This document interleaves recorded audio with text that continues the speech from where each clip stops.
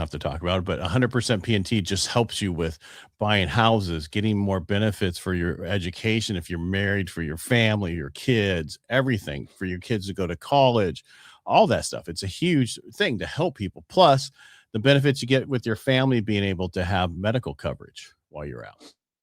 Yeah, so You don't have to say what it's for. I just, so yeah, the reason I don't like to talk about it is because of I don't want to come off as like boastful about the fact that, oh well, I've got 100% and I've got all these benefits well, and I all think that good everybody stuff. should be So at 100% who has those issues because a lot of us, it's just you add them up and they get there.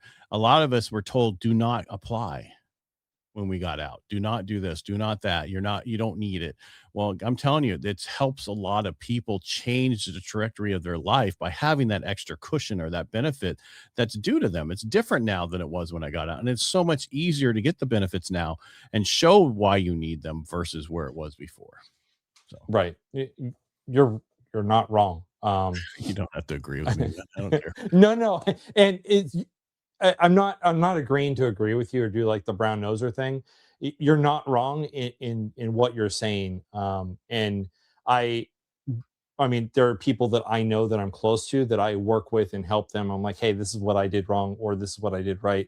These are the things that I had to have. Make sure you cross your T's and dot your I's. Like, I'll talk to them about it. But in a public sphere, what I don't want to do is come off as boastful, like, oh, I got my 100%, yay, I'm getting the golden ticket type situation. So that's just for me. That's why I don't point to that. But the benefits are great. I mean, my spouse has got college now. I mean, it's the very fact that I have the 100% PNT is what is allowing me the cushion to be able to take that step back and say, okay, now I can actually take time off and focus on how I want to run when I run in 2 years. You know, you know So what the sad part is? It's probably more than your retirement. yeah, it is. And I don't mean that wrong, but I'm just because my son, he's in the army, and I was telling him, I said, here's what we've learned.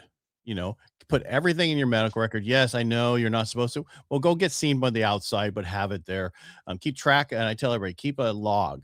When something happens, I was with Sergeant so and so or whatever around you. So then somebody needs that information, or if you need a buddy letter, you know who to reach out to at that point to help you. Because if it's not, just because it's not in your medical record didn't mean it didn't happen.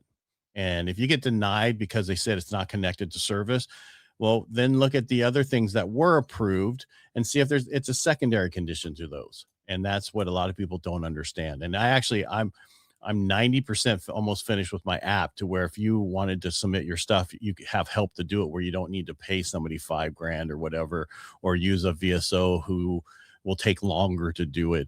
You can do it all yourself. And that's the plan. I want every vet to be able to get the benefits they deserve. You having 100% just means that somebody else should be able to get 100%. And that's not knocking why you have it. I'm just saying everybody should say how they have it, how they got it, to help other people get there. I've never That's thought about it from that point of view. I think differently than you do, as you can tell. I'm not a Marine. I'm just kidding. I think simply.